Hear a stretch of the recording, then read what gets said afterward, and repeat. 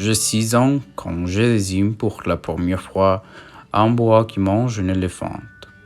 Je souhaite devenir peintre, mais malheureusement les adultes ne comprennent pas mon dessin. Ils voient un chapeau. Ça me décourage parce que les grandes personnes ne comprennent jamais rien toutes seules. Il faut toujours expliquer et c'est fatigant pour les enfants de toujours expliquer. Bonjour à tous et toutes. Cette fois, on parlera d'un livre très amusant et très célèbre qui peut-être vous déjà connaissez. Vous avez écouté quelqu'un le mentionner.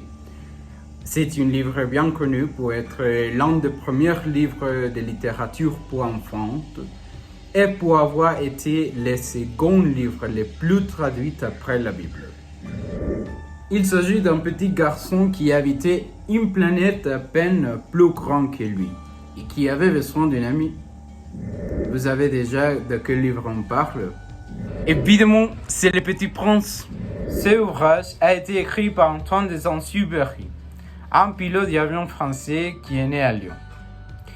Il était aussi journaliste, donc il avait une grande passion pour la littérature et les livres pour enfants. Grâce à son métier, Antoine a connu beaucoup de personnes célèbres et sérieuses.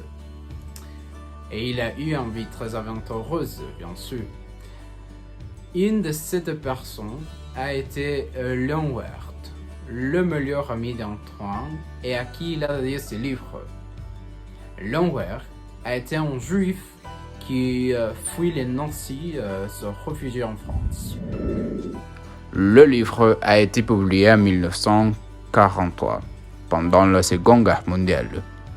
Il s'agit d'un petit enfant d'une longue planète, l'astéroïde V62, qui visite les autres planètes en cherche de réponses pour ces questions. Alors, le petit prince pense à l'amour, le pouvoir, les valeurs de l'argent, la liberté, la vie et des autres questions. Dans certains moments, le petit prince avait trouvé une pilote qui est le narrateur d'histoire et lui a raconté tous ses souvenirs. Ce livre ne ressemblait à rien. Il est devenu le premier livre de philosophie pour les enfants. Le Petit Prince et tous les personnages de l'histoire deviennent un message très important à considérer et à expliquer. Je veux te raconter un secret. Quand je l'ai lu, j'ai pleuré. C'est un livre aussi excitant. Il invite à penser le monde des adultes depuis l'innocence d'un enfant. Je vous recommande de prendre le temps pour le lire et que vous l'appréciez comme je l'ai fait. Alors, salut!